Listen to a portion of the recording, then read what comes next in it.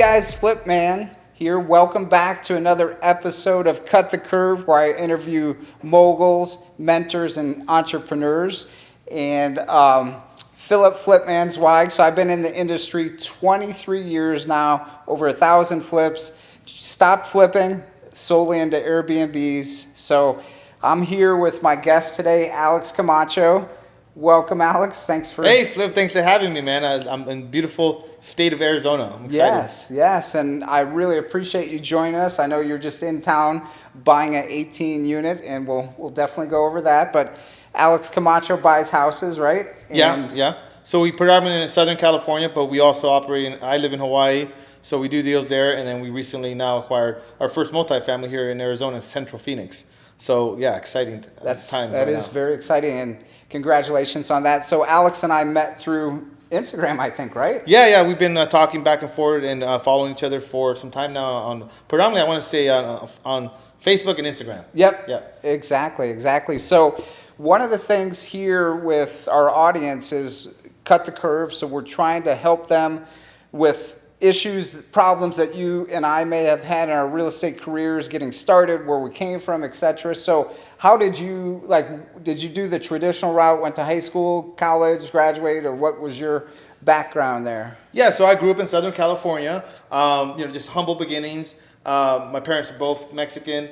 So I grew up just watching them work hard. My mother was an entrepreneur in the house cleaning business, and she had a business there. So that I got a little bit of that bug early on, and my dad managed restaurants. So I think I got a little bit of both of wanting to kind of maybe lead people, at the same time work for myself. But yeah, I just basically got right out of high school, didn't know what I was going to do. Was doing some college stuff, and then went into banking. Which I believe now, which one of the best starts I could have ever gotten, because it gave me some structure. I learned something about the financial system. There was a ceiling with income there, though. And then I got into the mortgage business before the whole mortgage debacle and mortgage crisis. And then had a great run. Then was making a lot of money. And then I lost it all. And then I found real estate. To find real estate, did that as a retail agent for some time. Did couple of other things regarding like Airbnb, arbitrage, but then found the investor space about a little bit more than 5 years ago now. And so I've been in full-time real estate investing for 5 years now. And so, yeah, now we're here. So every step leads us to here, right? So there's a lot of things, and I tell people, like, there's a reason why if you learn a lot of skills that are transferable, that you could eventually, or experience that could transfer over to other parts of your journey. Just keep that in mind, because I know for a fact that all the things that I worked on in the past have helped me become a better investor. I had definitely some advantages there. For sure, the transferable skills. So when you say banking, was it like retail banking where you were like customer service? I was just a bank teller for a year, and then I was in new accounts for a couple of years, and then I started doing some of those home equity lines of credit and things like that. I was kind of in path to become a branch manager, but as I mentioned earlier, there was a ceiling of income there on banking that I just never liked. So that's why I ended up going to something where there was no ceiling. So you didn't, like, my first job out of college was selling photocopiers. That was hard. Like, man, another door slammed in your face. So, but I'll tell you, after that job, I work for ADP, the payroll service. Mm-hmm. So we work with a lot of the banks, Bank of America, but the training was phenomenal. So you talk about training. I'm sure with your banking career, you had some training with the mortgage company. You probably got training, and that translates to what we're doing today. Yeah, exactly. Because if you're starting in real estate investing with absolutely no relevant experience, it's going to be harder than if you maybe had something that was a little bit more relevant. So I guess that's why I bring that up, because people sometimes will ask, well, how did you start? Well, even though I started real estate investing 5 years ago by working for other investors, the things that I worked on in the past, without a doubt, have helped me, kind of further along my career as an investor as well. So you got capped out in banking. That led to mortgage. Were you a mortgage broker then in Southern California? Yeah, so right around the early 2000s, once I was kind of transitioning, leaving banking, the mid 2000s, I went into the mortgage business and I opened a small mortgage brokerage with my brother. And then during that time, it was about 3 years or so. We had a small operation, about a dozen people, handful of other loan officers originating deals, and so we rode that kind of wave. And since I had the banking experience before that. But yeah, it wasn't a big company, but we did very well. Was that when you could just sign your name and get a loan? Yeah, it was one of those. It was those times that So when I see the funny movies like The Big Short, or that. If you haven't seen it, it's a great. That's an awesome movie, bro. I was in the mortgage business, and that is kind of an accurate description as to what was. That's what happened behind the scenes. Yeah. Now I always had an ethical background, having been in banking and stuff, and you can't really do much there, like gray area or whatnot. And so I always wanted to give people a fair shot, and I didn't want to overcharge them. But it was pretty easy to do loans back then. And there was a lot of people that were getting declined by banks, traditional banks. And so we did well during that time, but didn't really have a lot of mentors during that time. I didn't really have a lot of positive habits that I could remember now in that time. So as soon as you made it, you spent it. I mean, I know being 20s and that's one thing, guys. Do not do what we did, because I would invest it back into property now versus... Yeah, because that was actually, that's a great point. That was my biggest mistake, Flip, that I didn't invest into assets such as multifamily or properties that would have income that could have weathered me through that upcoming storm that I did not see coming. You probably had nice cars. Yeah, exactly. And then also another thing I learned a lot during that time was that it's very difficult to control your income, but it's a lot easier to control your fixed and your monthly expenses. And so I've always been after that losing all of that, much more conscious about how much my monthly fixed expenses are, so that way I don't ever get in over my head, and I have enough breathing room, and then also I can save more, invest more, and it's just kind of a mindset. When you have money saved, you have reserves, you have money invested in a place, you're able to operate from a place. The energy, it frees you up, guys. So don't do that big mistake, because the rough times do come. The seasons change. I mean, so you got hit 08, 09, that time frame? So during that time, I was riding high on the mountain, and then market crashed very quickly. Within less than 6 months, I went from being able to make multiple six figures I was making consistently to maybe, if I was lucky, 50 grand that year. Yeah. But my expenses didn't change that quickly either. So, I slowly lost it all over a year or two. I literally was sleeping on my mom's couch. After riding high, driving the Porsches, having the expensive watches, and partying and all that cool stuff, and having multiple houses, to losing it all. But more than anything, what I learned was I no longer have any attachment to material things. So that's one big one, right? Where I like nice things, sure, but they don't define me anymore, or I don't want to be around people just simply because I have nice things, right? 100%. And then going back to what I was saying with the whole just having a lot more mentors, and just having people to just having more skills around money, managing money, and all that, like money management skills, I guess, is really, really important, especially when you're starting to kind of reach a certain level. Your job is kind of like a CEO, is very financial. Absolutely, yeah. So for me, Alex, that and a time 5 years ago were the two hardest times. So not only did I lose all the houses, I got divorced. It was just, we saw friends commit suicide. We had some, so you just have to don't live above your means, I'd say, because, Yeah, and a big part of investing is psychological. So if psychologically you feel safe that hey, I got this money saved, and then I got this other stuff invested, you're going to operate with a lot more reason, a lot more logic. 100%. And I think that's really your best friend when you're an investor, just operating from a place of actual understanding and knowing. And reason is your best friend as an investor, because so many times we get emotionally connected to certain things, and then we make bad decisions because of our emotions. Being very low on money, it's easy to get emotional, right? You're scrambling, you're all over the place, you don't know how to think straight.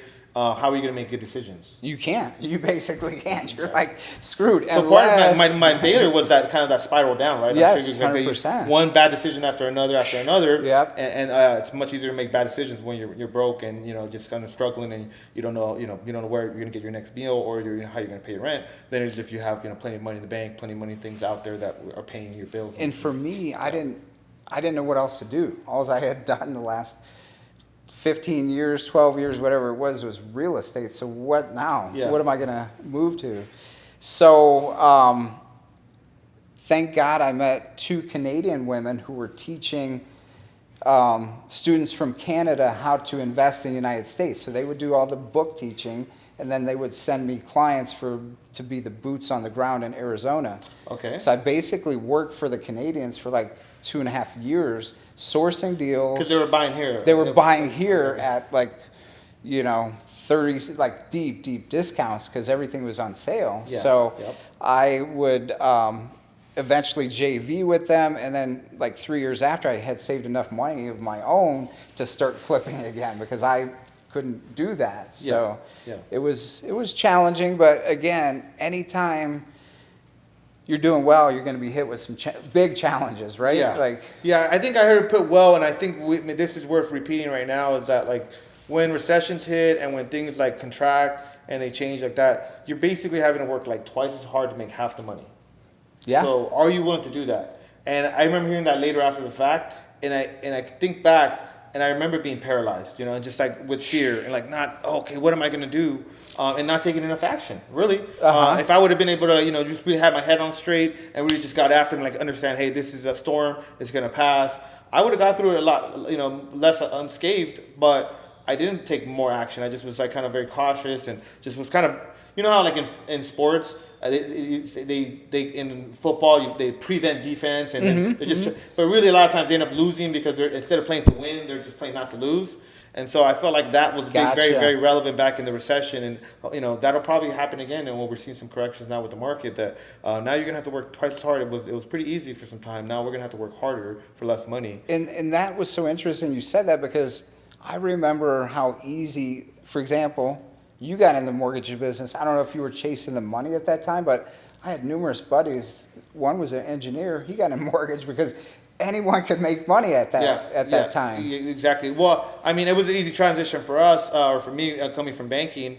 But yeah, it was like one of those things that like I didn't really love the mortgage business, but I had experience. It was there, and it did kind of fulfill that entrepreneur kind of part of me that I did want to create a company. Hey guys, quick announcement. I just launched my new Passive Income Accelerator course. In this course, you'll learn how I built my Airbnb portfolio to 10 properties and growing while amassing $3,000 to $5,000 per property per month. If you want to learn more, go to piaaccelerator.com/go and sign up for the early bird special. And now back to the podcast. Have you always been an entrepreneur then, or? Yeah, well, I think I've had both. Where I've done well in corporate roles that allowed me to grow, and then other roles where it's like, hey, I kind of want to be the boss, or I want to be the one in charge. But at least with something that I'm familiar with now, like now that I have a certain amount of experience with real estate investing, I don't think that I'd go work for anybody at this point anymore. Right? Sure. But there is certain projects, certain things like that. That interests me, but more so it's just creating something that, like, for me, what's very important is creating a lifestyle kind of around my business, rather than like, okay, me having this business and it's all about my business. So I probably could make more money than what I currently do, even though I do very well, simply because I prefer designing a great life, so I can live everything now.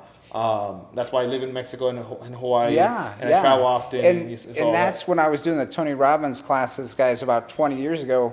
I developed my lifestyle plan. It was more of a lifestyle than a job. So I hear what you're saying. Yeah, and I think that's what a lot of people get into real estate for, right, Flip? They understand that it gives you the freedom, if you do it right, to create the life of your dreams. Now, that's not going to take 6 months, but for sure. I can tell you that it take me about half. I thought it was going to take me 10 years. It took me about 5.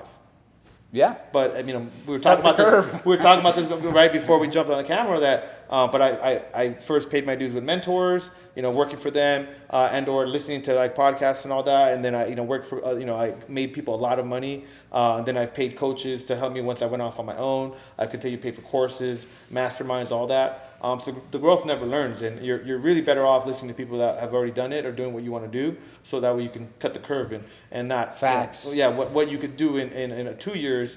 You could maybe do in 6 months if you have the right people, in your corner. For sure.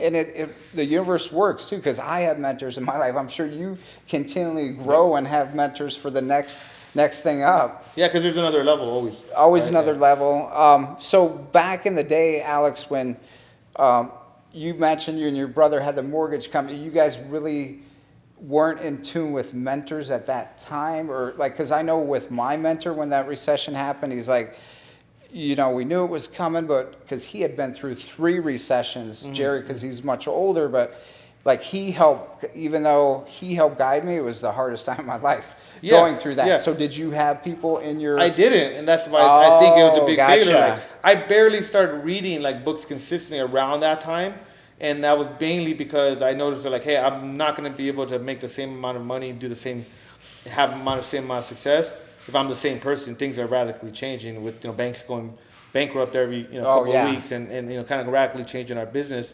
So that's when I stepped back later on, years later, or to really look at that time period, like, hey, what did I really learn, or why did I fail so hard? That was one big part of it. Like, I didn't really have any real mentors I could lean on. Like, hey, what do I do here? Like, the market's crashing, because they would have probably gave me, better advice than what I, currently had, which was nothing. And you're just trying to whip it I up, could figure it out. I do. And I'm playing that you're defense. Emotional. What do I do? And I didn't do much, and so that's why I think I failed more than I needed to. Like you said, you're kind of paralyzed.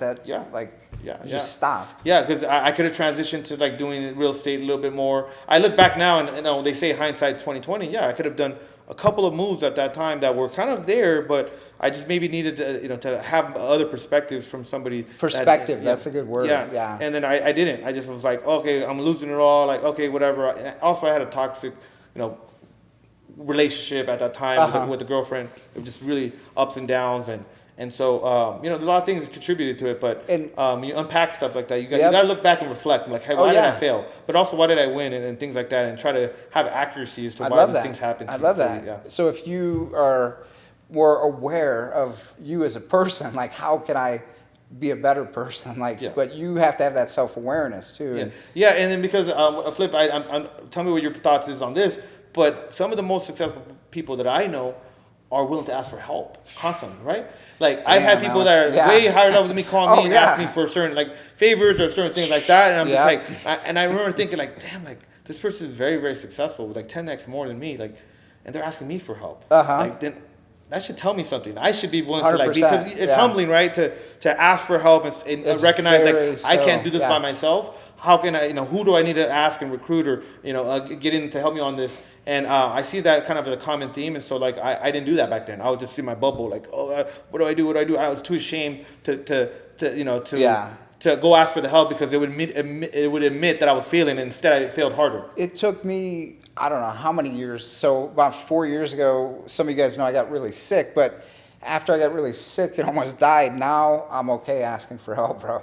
But it took that whole darkness to get where it's fine. And like you said, most successful people, we don't know it all. So why not go somewhere and ask for help, okay, you guys? So if you need help, ask for it. And maybe not the first person going to give it to you that you ask, but eventually if you ask 10 people for help, that one person is going to help you. Because if you need it, you need to ask for it. No one's just going to just land in your lap and read your mind that you need that specific help. And again, it's you have to understand that you do need that help, because I was in denial. No, I could figure it out, but it didn't work well. So that's a good point, Alex. So you did the mortgage, you got out of that. Did you get right into the real estate? Did you get your real estate license to start selling properties after that, or? Yeah, so after that, there was a small period of time that I kind of worked on these loan modifications.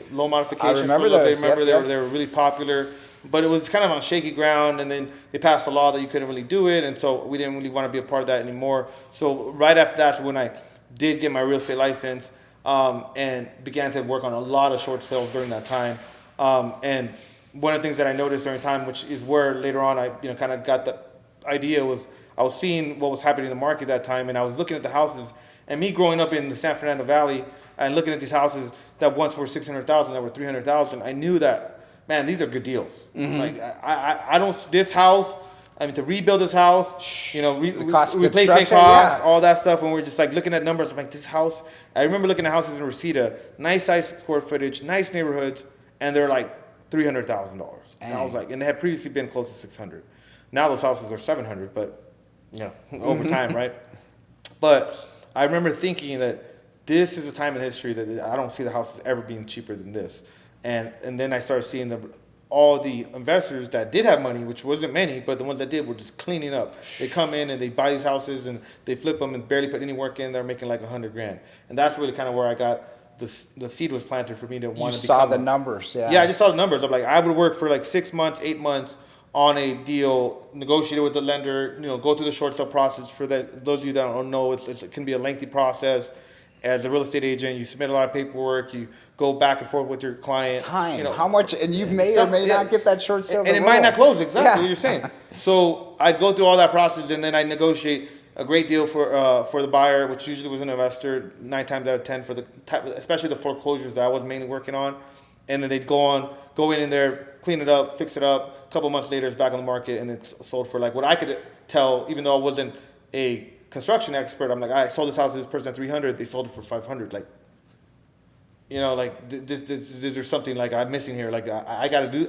They made 100. I made 10. You know? Right. Like, I'm on the wrong side of it. Yeah. So it was just really just that simple like observation. Like I'm on the wrong side of this. I think if I work the same amount of time, but if I'm on their side, I'm going to make 10 times more. If I could flip one house a month, then I can make $1 million a year. It was like that. My numbers were that simple. It wasn't like a complicated formula. Like I want to build this and scale up, have this amount of team. No, it was like I could flip one house a month, make $1 million. I could do that. Facts. Yeah. That's hot. And then, so did you go to bigger pockets, or where did like you start like probing? Like for me, I mean, mine has always been at Barnes and Noble, so I always read up, and then I ordered some, you know, late night shows back in the day. But like now, bigger pockets, I don't know if you guys know them, but they have a giant community. You had mentioned it. I think Ryan Padina out of Vegas mentioned he started there. So well, regarding like bigger pockets and all that. When I first started to look a little bit more formally into it, I think the big book that got me to think about being a real full-time real estate investor was that book by Gary Keller, The Millionaire Real Estate Investor. Yep. So that was actually Keller Williams. Yep. Yeah, that was the real start. I was like, oh wow, because if you recall in that book, on the back of that book, there's like profiles of the investors. And now it's like more popular with podcasts, like people interview investors and whatnot, and you hear their stories. But back then, I wasn't as into a podcast; it wasn't as popular. And so I remember looking at the profiles, and I remember thinking like, oh wow, like this person got really rich, you know, this strategy and like doing this, you know, flipping, and this person bought commercial, and I just really resonated with that. That, you know, there was a variety of people from different backgrounds that were able to become very successful in real estate. Through different strategies. Yeah, and I like what you said, different backgrounds. It doesn't matter where you guys start. It's like, where are you going? Like, where are we going today? So I was like, and so I remember that book, and then I started doing more research after I read that book a couple of times, and I was like, yeah, I want to be a full-time real estate investor. Also, I read that book, Mastery, by Robert Greene. I got it. Yeah? Okay. Well, that book is deep, right? That book is seriously makes you want to become an expert. It shows you how to become an expert in something. And I resonate a lot with his writing. And so it was like those two combos, like, what do you want to master? And the Millionaire Real Estate Investor. Those were like that 1-2 punch. And that then led me into like bigger pockets. And then from bigger pockets, I kind of got the idea of, well, like, I need to kind of go work for somebody that's doing what I want to do, because that concept was kind of in all of those like books. For sure, you know, how to become an apprentice. And I talked to a lot of people about this. I have interns myself. I've mentored people. I've helped people become full-time real estate investors, because there's nothing like just seeing the nuts and bolts and all the details of what this business is really about. And it's hard to do that through a book or a podcast or any of that. What an opportunity! I wish that was around when I had started real estate. I had to find a mentor just through referrals, but I knew back in 2000 I needed a mentor. I met Jerry 4 years later, and then my business just it blew up once I had a mentor, because I didn't know much. I was just trying to throw stuff against the wall and then hope it stuck. But what was that? Was that one of your first mentors on the real estate investing? So when I was working in corporate America, I had Charles, and he helped show me rentals. and because he was driving a nice car. I'm like, yeah, we get paid well here, but he was just always. I'm like, then we started hiking, and he taught me about rentals, so I did that. And then, like 5 years later, Jerry taught me the creative stuff, the seller carrybacks, the lease options. And so him and I built a 50-unit portfolio of rentals, and then the collapse, of course. But through that 4 years of being partners, I can't tell you how much I learned. Exactly. And so, I get a lot of satisfaction from helping people get started or get to the next level. And it's as available. long as there's like a win-win, They have to. I think Brent was saying they have to provide. They can't just come in and say, "What's in it for me?" They have to come in it with a different mindset. Yeah, exactly. Now, first of all, they have to have a high desire generally, and then they have to be able to kind of really show up and be show there up every day. Yeah. It's not easy, bro. It's not because it's like if you're coming into this business with the wrong mindset, then you're going to definitely fail. But if you come in with the right mindset, like, hey, I'm going to pay my dues. But with me, my mindset was like, I'm going to invest 10 years of my life, and I think by the time that 10 years is done, I'm going to be okay. And I know the first couple of years, I'm probably not going to make a lot of money, but by year 4, I'm going to be making a lot of money. A lot more than to compensate, to make up for the 2 years that I wasn't. A lot of people don't see, they want the short term. So how do you tell people watching the podcast who, it's just like they see us successful now, but the hard work took years. Well, I think there's a couple ways into this business, but I don't like to sugarcoat it or kind of paint this picture that it's easier than what it is. I try to paint it as accurate as possible, but generally, if you got a full-time gig, then you're gonna have to do another full-time gig to get into this game, because you're competing with people like us that are full-time, that have teams, that have experience and a lot of resources. So you gotta get after for an extended period of time. It can't just be like this flashy, or what is those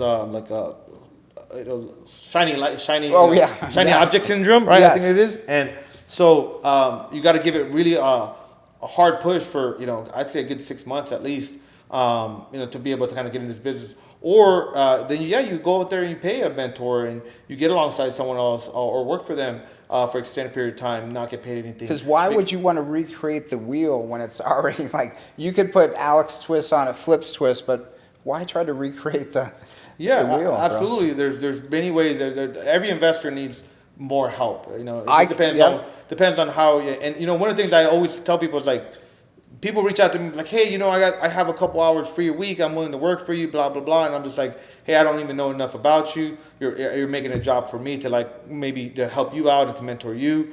Maybe you should just do a little bit more of an inventory about what are your best skills. Yep. And then, because I'm not going to work my business around your schedule to kind of mentor you. So I think you're just getting, so I try to be kind of polite about it, but for sure.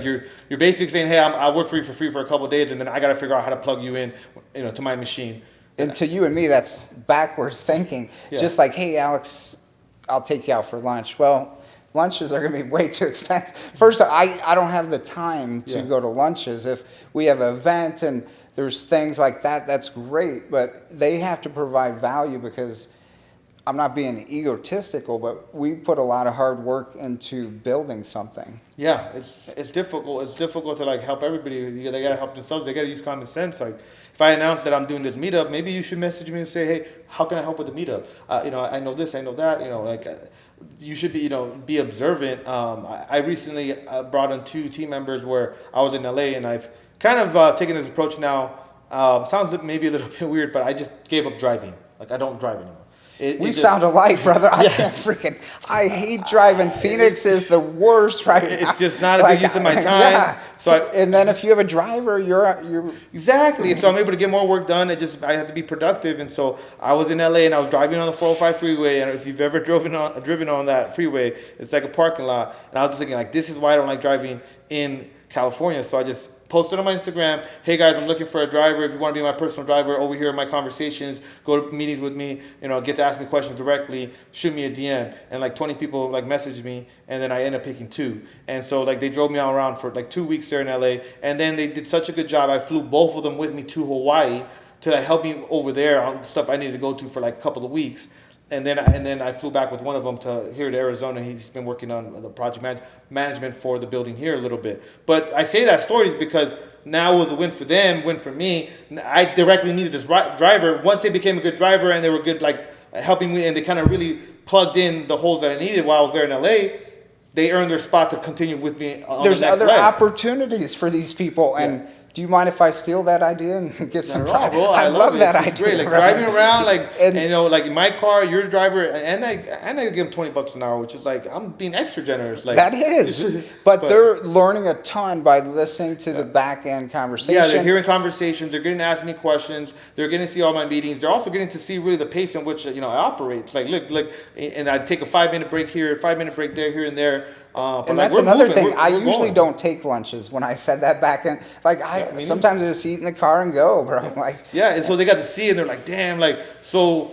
I think that it subconsciously kind of like programs them like, hey, if I want to operate at a high level, make a lot of money, be successful, do what I need to do, then I need to be able to kind of have that type of pace, that mindset, because they would see me like from raising capital on one call for this 18 unit to the next call, like putting out a fire on one of the Maui deals to just all these variety of tasks. I'm like, hey, do you really want to be the man? Do you want to be a captain? You want to be a CEO? Like this is what it kind of takes. Like just so you see, and then they're also like able to simulate and say, like, hey, Alex, I noticed that you haven't eaten anything like that. Let me go grab, what do you guys want for lunch? I'm going to go grab lunch. And just like, I need people to take initiative in my organization. I love that. I can't have people just sitting around being told what to do. Like, see what's going on, plug in some holes, like jump into the mix, I'm the help exact out. same way. And so like, initiative for me is super key trait that I look for in my team members. Initiative, definitely. And it's a win-win, guys. Now those people are valuable team members, I'm sure, because you're rising them up because they showed up and showed out, like they're showing initiative. Yep. So that's super, super dope. So once you got into that, I remember you were talking a little bit before we met, you started working for other investors in Southern Cal? Yeah. So the way I got my start is I got a telemarketing job for a fix and flip investor in Southern California. He was doing about 20, 30 flips a year, and he was keeping like a handful, I'd say 4 to 6 properties a year that were like duplexes and things that were more income, those type of properties. And so I really liked his business model. I'm literally just was pounding the phones for 6 to 8 hours a day, different lists, on a dialer.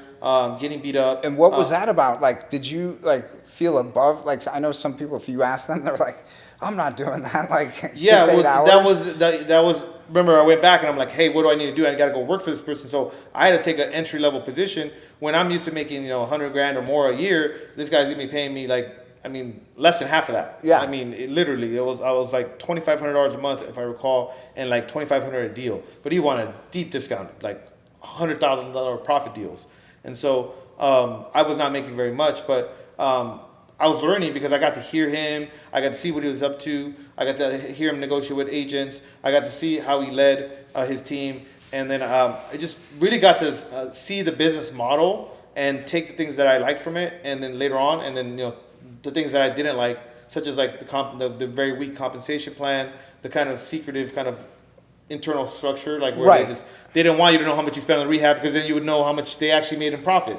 So it wasn't like an open book kind of policy. Yeah, everything should be transparent. Yeah, right? it was nothing like that. Actually, as a matter of fact, they would lie to me about like the rehab, and I knew what was going on, right? Because I was kind of close with the project managers, but they didn't know that. So I'm like, oh, hey, how much did you spend on this project? And they're like, oh, $25,000. And then later on, he'd say that we spent 45 or something. So it's kind of like one of those like things where I'm like, all right, cool, like I get it. But like, I'm not gonna do that when I go out on my own and do that. But yeah, so I went to go work for them, and then because for me, it's always been about like the learning. That's what I was thinking. I was just gonna say, speaking with you, it's about the knowledge. It's not chasing the money, guys, because the money will come if you have the expertise and learning. Yeah. So once that's exactly what I was gonna say, is that the learning was more of a priority, or else I would have quit way sooner than the year I worked for him, because there was plenty of times where I either didn't get along with one of his, his upper level kind of right hand man, or there was just times where I'm like, dude, I'm not making anything, and I just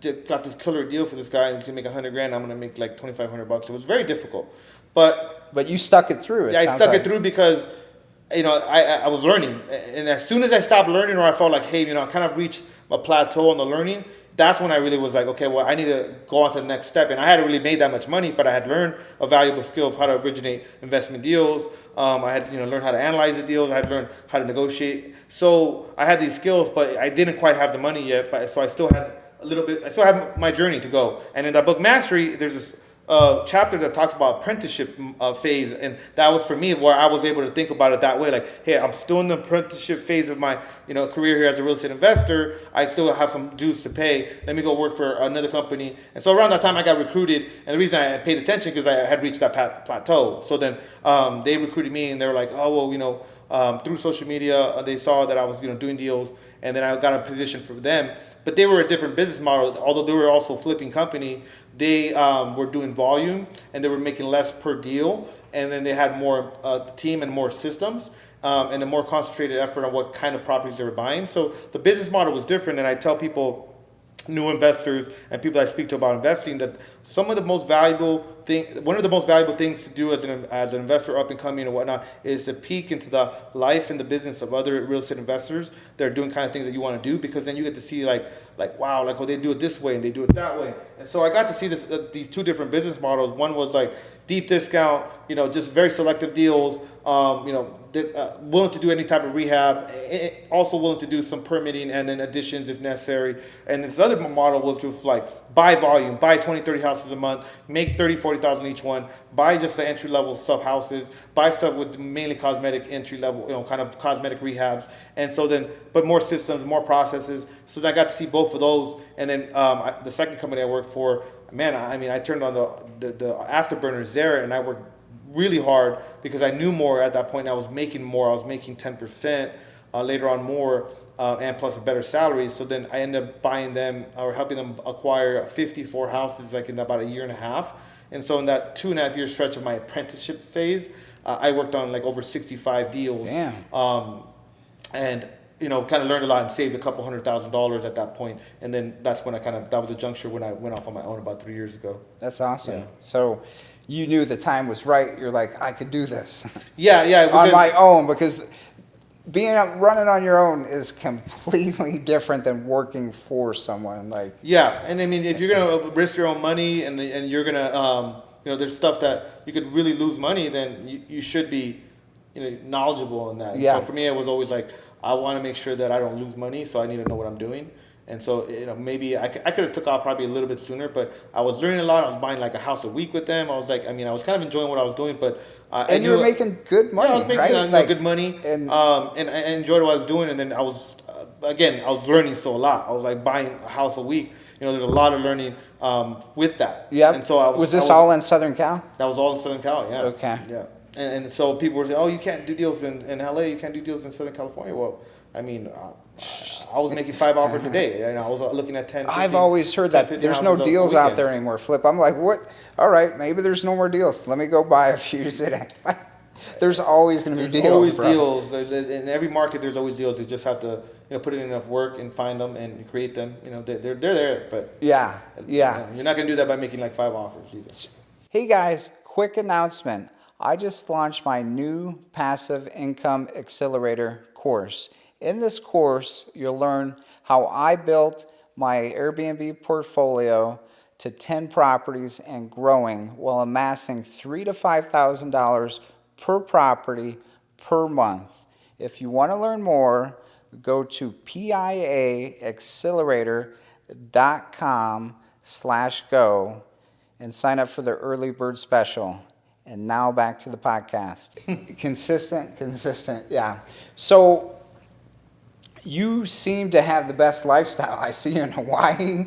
Guadalajara, is that a spot? Because I went and visited there like a while back. I loved it out there. Yeah. And then LA, now you're in Phoenix. So you're running remotely for all your business, or what are you doing? Yeah, so about 2 years ago, I moved to Hawaii. I got close with Brandon Turner, one of my mentors. We went to a mastermind. I went to one of his masterminds. One of his first ones in Hawaii. A little bit after I went on vacation, about 3 years ago. And then, so after I did that, I just went and executed the plan of that mastermind. And then the pandemic broke out. And then what ended up happening is that I decided to sell my primary residence in LA because I had a lot of equity tied up in there, and then I needed to get more liquid to buy more property, and it was the best solution. Although I was saying earlier about logic, I was like emotionally attached to that property, because I hadn't had a primary up until that time, and then I had a really nice primary residence, and it was very prideful. I have enough room to hold my parents, and I built a custom office inside a huge detached garage, and kind of did some Airbnb in the bedrooms in the front. So I didn't really want to sell that property, but it was the best decision logically, and so I did that, and I moved to Hawaii because I got this offer from Brandon to kind of work with him in some capacity, do some flipping over there, and just kind of got this opportunity I couldn't pass. It was an opportunity of a lifetime, so I left. But then what that happened is that it forced me to to have to be able to remote manage my company in LA, because most of our deals were still going to be in LA. I was just moving to Hawaii to move to Hawaii and live that lifestyle out there. And LA wasn't the most pleasant place to live because of like the lockdowns and everything during that time. Oh, that's right. Yeah. And then I remember Brandon one Thanksgiving that when I first moved over there, just said like, hey, be careful that don't try to build two bridges at once. He used that analogy. I still remember him kind of doing this thing. We were sitting there at dinner, and I was like, oh, okay, yeah, that's right. He's like, because my natural state is to be a hunter and to like, I love the deals. I go out there and I'm on Hawaii, I can go look at in property, go make offers.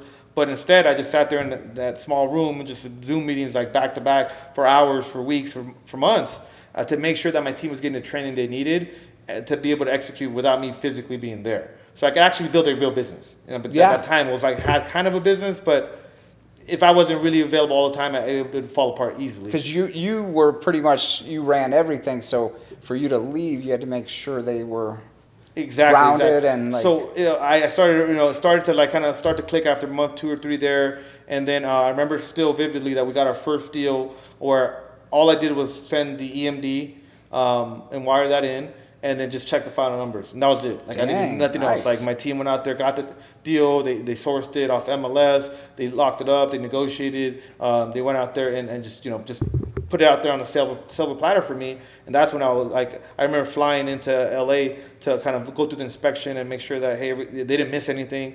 And I remember thinking on the plane, like, I hope that they didn't miss anything. And, I'm not flying in here. Because at that point, they'd been working for 3 months and not got paid anything. I mean, they're on commission only. I'm beginning to question. I had 3 or 4 flips going on at one time myself already. So I already had revenue coming in and my cash out there. And so I wasn't worried whether I was going to continue to flip. I just was worried whether or not I could actually build a business where people could flip houses and help me flip houses, and I don't have to physically be there. And sure enough, I remember walking through that property and they didn't miss anything. And I remember thinking like, this is what I've been wanting to build. It was like an epiphany went off. This is what I've been wanting to build. This is a business. Yeah, now I have a business. So that's it. Because I always wanted to build a business, a real estate investment company, because I like the product that's gonna, that we're buying for myself, but I also want a company in this industry. Yep.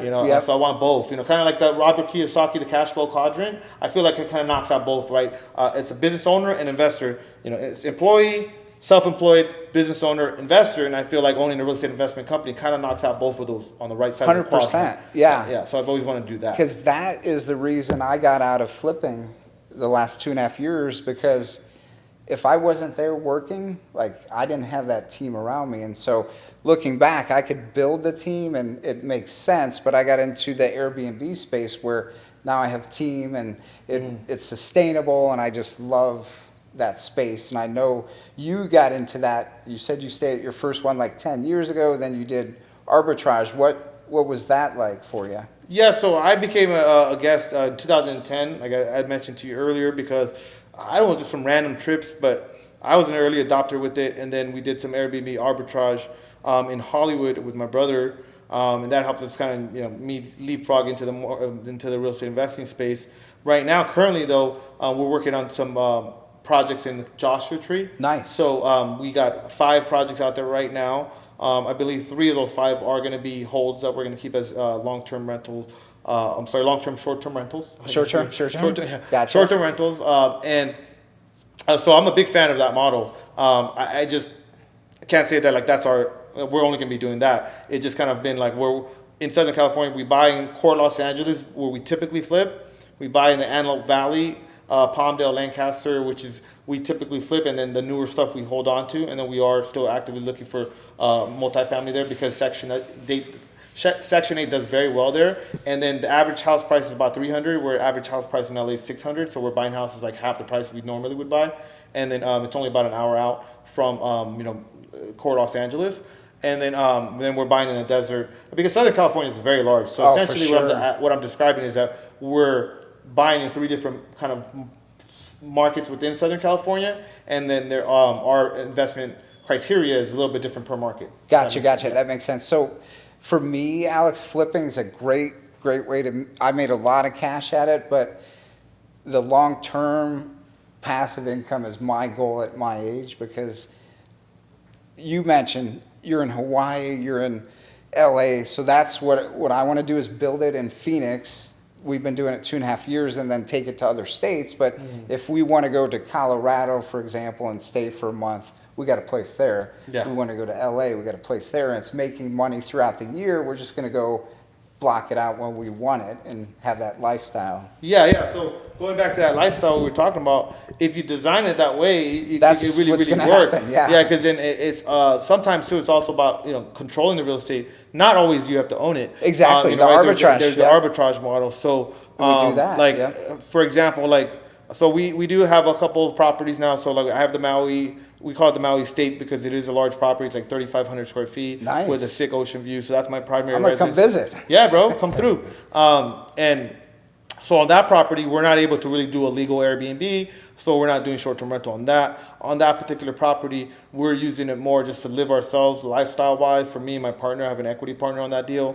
And then we're allowing our private money lenders, our team members, our high-level network to stay at the property either at a highly discounted or even no charge rate, because like they just lent us $250,000 on a For deal. sure. Go Yeah. stay in my house in Hawaii. Yeah. I'm not even there. I'm in Phoenix working on the deal that you help invest in. Like you go enjoy Hawaii, I'm over here. So how far is that going to go compared to me? Like, maybe trying to make another couple $1,000s a month in cash flow from that property. That property is special in that way. For sure. So each property that you have can be used in different ways. Yeah. We're sitting in this is probably a 1.5 once it's done in Chandler, but same thing. I'm going to block it out for people like yourself and others who want to use it as a mastermind. Once it's all set There you up, go. it's a 5,000 square foot. So it's perfect to have like a weekend mastermind and stuff. Because then you start nature. looking at real estate more than just like, okay, the exact numbers of what you can do on it if you kind of design it right. So that's a Maui one. And then like I have my Guadalajara penthouse. So I just had one of my really close wholesaler friends from LA stay there for like a week. One of my private money lenders from Hawaii is going there. He's Hispanic, so he's going down there. If you'd like to check it out, whenever you want to go down there, let me know. You said penthouse because I went the Chicago penthouse. So I am, like I spent, that one's a lease, so I don't own it. But it's like almost 2,000 square feet. It's $2,000 a month. I mean, for this like penthouse like in the Beverly Hills of Guadalajara. Beautiful. I love being down there. I mean, it's so inexpensive. It's hard to spend a lot of money down there. Yes, I remember. The coast and the touristic areas, like Cancun and all that, can get a little bit more expensive, or because they inflate prices. But like core, like Mexico, like Guadalajara, I mean, the food is very affordable. The service, the people are great. We have 4 virtual assistants in Mexico, 2 that are in Guadalajara, and 2 that are other states. So that for me, I'm building that lifestyle down there where I have access to like extended family because my mom's from there. I have access to continue to grow my virtual team that supports my teams in Los Angeles, in Hawaii, and now Phoenix. I have the lifestyle of feeling like I'm like living like a king, but I'm spending like $5,000. Yeah, it's just the way you set up things is beautiful. And also I'll say that it's been great being single in Mexico with a good setup. I can imagine. Let's just say I can imagine. Yeah. So, but so that's lifestyle. I get to enjoy it, but then also my team, my network, and then my lenders and people that are helping me win get to use it as well. And sure, it's costing me $25,000 a year, but that's one deal. That's half of one deal for us. Right. And then also like. This guy staying there, he's going to probably send me another house that we're going to make at least that. So if you use real estate in a certain way, you can really, really benefit from it, other than just like the exact nuts and bolts numbers. Like, hey, is this cash flowing $500 a month? Because if I rent the Maui house out, I probably could cash flow like $2,000 a month, and that's going to be what, $24,000 in a year. I'm pretty sure by using that house in other ways, I'm able to make more than $24,000 in positive and cover the expenses of that property. Yes, just like the penthouse. So, if I ask you where you're going tomorrow or the next day, I have a feeling you know exactly where you're headed per se. So like most people, not most people, let's back up. Like some people you ask, what do they want? They'll tell you everything they don't want. So for me, I have to know where I'm going, like, but be flexible within it. But Yes. like, here's what we're going to do this year. We're going to have, X amount of properties in Phoenix that are going to Airbnb. And next year we're going to other states, because if you're not setting it up and pushing yourself, you don't know. Yeah, exactly. You're And just- even being here in Phoenix, like Flip, like it was by design. I went to, after I started I could seeing, tell just talking to you. Yeah, everything's a plan. It wasn't like just randomly picked Phoenix. I just noticed that there's direct flights. I went here. I went to Texas and Florida, and I just wanted a place where I could invest some of the profit we're making from LA and SoCal, a little bit more strategically because of the rental laws. The tenant friendly state in California, and so each state is different. So yeah, that's why I landed here in Phoenix or in this area, because it's just. There's direct flights from Guadalajara, there's direct flights from Maui, there's direct flights from LA, all of that. And so since I like to travel, but yeah, I do know where I'm at. Usually my travel schedule is like 4 to 6 weeks out. Yep. So I know where I'm going to be at for like the next month and a half. Sometimes, other events I'm going to go to, but yeah. And that's the advice I would offer the audience. Know what you want and stick to it, and do it at least for a year. Like, stick to that game plan, because I remember early on, you could do land, you could do this. No, I'm sticking to residential. I'm going to be the master residential. So it gets like people want to jump ship too early, I feel. Yeah, absolutely. If you become highly skilled and super knowledgeable and one of the best at certain, it allows you to start to add other things rather than just, you're pretty good at something, but then it's not going to be consistent. Right. That's, I think, a very important part of it. I didn't start thinking about investing in another state or start growing my team out, or even moving. I wouldn't have moved to LA if I didn't already have some, or moved to Hawaii if I didn't already have some type of deal flow already happening and some type of revenue. It would have been a disaster. Yes. So I think it's get really good at where you're at. That way you can start to add other things and start to, And stick to your plan. Don't be swayed so easy by, what Bob or Susie thinks. Like, no one knows. Like, your parents don't know. Like, you got to stick to your... I actually have a thought about that, because Flip, a lot of people would know me as a flipper, right? Okay. Because most of the deals I was working on flips. And so, like, I would get a lot of slack from people, like, oh, yeah, why don't you burr that one, and why don't you have more rentals and all that? And my response was always, well, look, I'm looking to master flipping so that way I can make a lot of money so I can keep more rentals. So, facts, yeah. Sure, could I have maybe owned another 2-3 rentals a year or something like that if I had really made that a priority? Sure, that probably is the case. But now, with these 18 doors we just took down, and then the others, I think we have another 18 or so doors, like, that we're working on active. We're going to keep about half of those. So I'm going to end up with, call it like 25 doors. Well, I still end up being at the same place or better if I had, done the other route, right? Which I got more rentals along the way. Yeah. So really, it's like everybody has their, but I knew all along, like, I'm going to get really good at the flipping, and then I'm going to make way more money than I need to live on, and then with that money I'm going to invest it into rentals, and that's what we're doing. So yeah, just stick to your lane, like you're saying. Rather, if I had paid attention to all those people, I might have made some bad decisions, bought some rentals that I didn't really need, or would have held me back from growing the flipping business. 100%. That's making me more now, allowing me to keep more now. Yes. So, and what I admire about you, Alex, is you're very, like, I follow you on Instagram and community. You're out there talking to people, and people want to work with, I think Pace Morby told me that, people want to work with people they like. So, like, that's key, right, bro? To surround yourself with good, like-minded people, but they have different perspectives, too. You're like, oh, man, I didn't see it that way or think of it that way. Absolutely, absolutely. Now, you got to constantly expand your network, see what other people are up to, and see how that might be applicable to what you're working on, what your long-term goals are. But yeah, man, it's been a great ride. We've been building our own little deal maker community out. But it just started from a weekly webinar that we do, kind of a meetup webinar that we started to do every week. We just noticed nobody in Southern California was really kind of doing it, so we did it, and then it just kind of grew and grew. And now we have 700-800 people in the Facebook group.